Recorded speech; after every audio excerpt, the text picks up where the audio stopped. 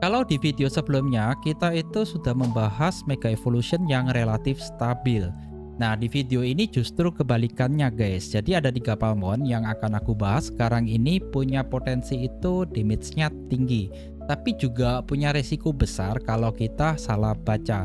Jadi ini bukan soal siapa ya yang paling sakit, tapi kenapa beberapa Mega Evolution itu sering kelihatan OP lalu mengecewakan.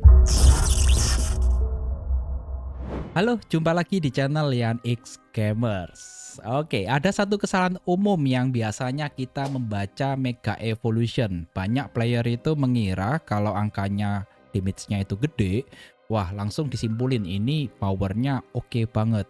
Padahal di season kedua Mega Evolution itu banyak yang berbasis sama kondisinya dari RNG-nya, lalu timingnya sama fase battle-nya. Oke, ini ada 3 Palmon ya yang sebagai contoh paling jelas. Kita mulai dari Mystery. Oke, Mystery ini adalah Palmon yang memiliki ceiling damage-nya ini paling tinggi di antara Mega Evolution lainnya. Nampaknya menarik ya. Oke, untuk skill intinya guys itu ada di Electric Burst. Ya, ini damage-nya cukup gede banget. Lalu pada saat dia evolusi ya, dia ketambahan skill lagi Vincent Man.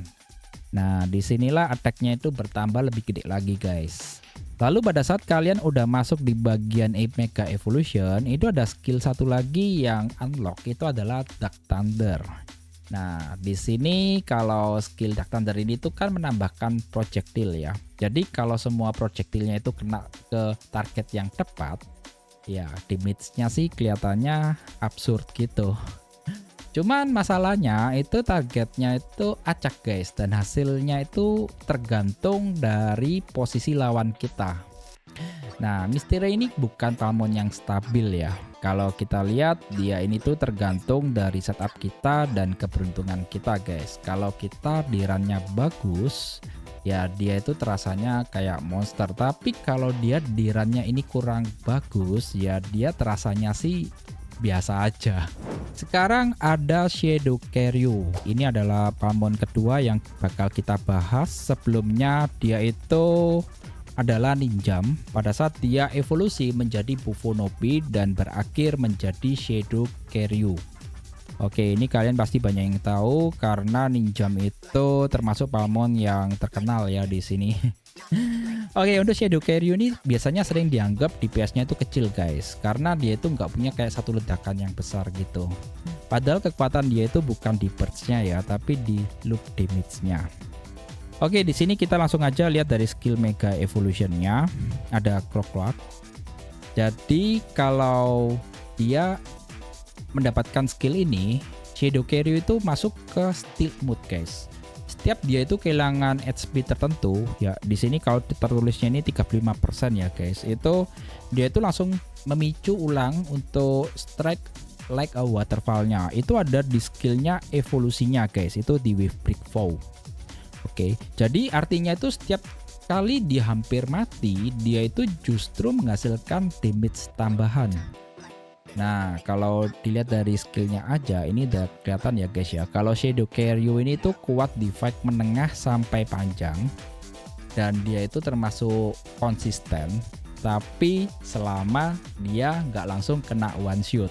Kalau kena one shot ya sama aja sih. Oke, ini kalau Shadow Caryu bukan termasuk Palmon yang pamer angka ya, tapi dia itu memang Palmon yang menang lewat durasinya. Yang terakhir ada Volfang. Ya, ini kita bahas untuk Palmon yang terakhir ya. Ini salah satu Palmon yang cukup terkenal pada saat dia belum evolusi. Namanya Barplug. Ini biasanya dipakai buat ikonnya untuk Palmon survival sih.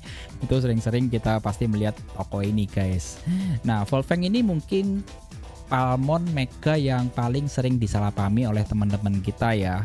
Karena dari skill meganya itu, ini ada Moonburst Claw ya. Ini dia itu langsung memotong HP lawan itu pada saat awal battle. Nah, efeknya ini memang sangat kuat sih, tapi cuman buat opening doang guys. Setelah itu Volfang ini kembali ke peran Greaser biasa. Oke, jadi Volfang ini bukan DPS utama ya. Dia itu Palmon yang cuma cukup pembuka tempo doang. Lalu dia itu bisa membuat lawan itu memulai fight dengan kondisi yang nggak ideal gitu guys. Kalau dipakai sebagai opener, dia ini oke banget ya. Dia ini termasuk Valfang yang luar biasa. Kalau dipaksain jadi carry, aku rasa sih hasilnya bakalan sering mengecewakan sih guys. Oke, itulah dari ketiga Palmon yang telah kita bahas. Di sini kita akan melihat perbandingannya untuk ketiga Palmon ini. Ya, yang pertama si Mystire ini termasuk Palmon yang high risk, high reward guys.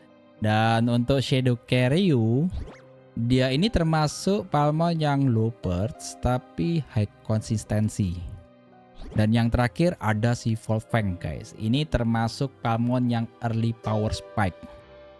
Ya nggak ada yang salah sih guys. Yang salah itu biasanya itu ekspektasi ya. Kalau misalnya kalian menganggap oh Palmon ini OP banget, oh Palmon ini DPS banget. Enggak sih guys. Dia tuh punya perannya masing-masing gitu. Jadi tergantung setup kita di tim kita itu seperti apa.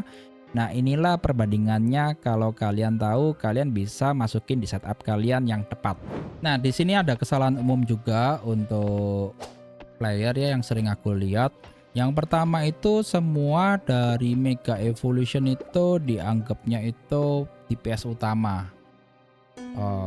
Bukan sih guys, kalau Mega Evolution tuh sebenarnya memperkuat dari perannya mereka ya guys. Jadi untuk DPS itu ada yang memang benar-benar DPS, ada yang enggak gitu. Ada yang DPS tapi dia dengan kondisi tertentu. Nah juga yang kedua itu kesalahannya adalah damage itu dilihatnya itu dari satu momen, bukan satu fight. Nah damage itu sebenarnya tergantung dari beberapa komponen guys. Dari buffnya kita, lalu juga dari elemen counternya ya. Ini berhubung dengan line up. Jadi kalau kalian misalnya bingung line up-nya seperti apa, kalian bisa lihat deh di videoku yang sebelumnya sudah aku bahas untuk line up itu yang menambah buff itu seperti apa gitu. Lalu yang ketiga, kesalahan yang sering dilakuin itu adalah menyusun Palmon, apalagi Mega Evolution kalau kalian sudah mendapatkan, itu nggak sesuai dengan komposisi tim. Nah ini kalau menurut aku sih ini yang paling penting sih guys. Kenapa? Karena setiap dari Palmon itu bisa saling melengkapi. Ada yang bagian AOE, ada yang bagian tank, ada yang bagian DPS, ada yang bagian untuk loop damage-nya dan lain-lainnya. Jadi kalian harus sesuaikan aja dengan komposisi tim kalian yang tepat guys. Mega Evolution itu bukan menjadi DPS ya, tapi dia itu untuk melengkapi strategi aja. Jadi bukan untuk menggantikan perannya dia guys, tapi memperkuat perannya dari Palmonnya tersebut. Ya itulah guys untuk pembahasan kita kali ini ya, untuk 6 Mega Evolution dari Palmon. Kalau 3 yang sebelumnya kalian belum tonton, kalian bisa tonton di videoku yang sebelumnya. Dan nanti ada 2 Mega Evolution baru lagi guys. Tapi untuk saat ini aku belum dapat, jadi aku belum bisa membahasnya ya. Oke, kalau kalian ingin lihat jadwalnya itu ada di Searspear. Di sini tuh ada jadwal-jadwal yang bakalan keluar apa aja. Ya. Nah, nanti di hari ke-43 di season 2 itu baru aku akan mendapatkan Livergarde sama Invertrick guys. Ya, kalau yang Livergarde ini dia itu bentuk Mega Evolutionnya dari G-Land, dan untuk Invertrick itu dia itu bentuk Mega Evolutionnya dari Magmolin. Ya, makin keren kan ya. Oke, jadi kalau kalian misalnya punya Mega Evolution ya, jangan langsung kalian tanya damage-nya berapa. Tapi yang perlu ditanyain dulu adalah kuat di fase mana guys. Nah kalau kalian gabungkan Mega Evolution-nya yang tepat dengan peran yang benar, hasilnya sih jauh lebih konsisten.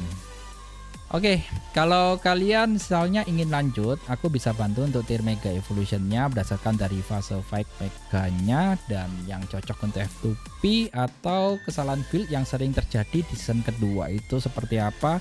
Kalian bisa isikan aja di kolom komentar guys. Nah, kalau semisal video ini bermanfaat, kalian bisa like video ini dan share ke teman-teman kalian semuanya. Dan kita akan berjumpa kembali di video berikutnya. Bye-bye guys.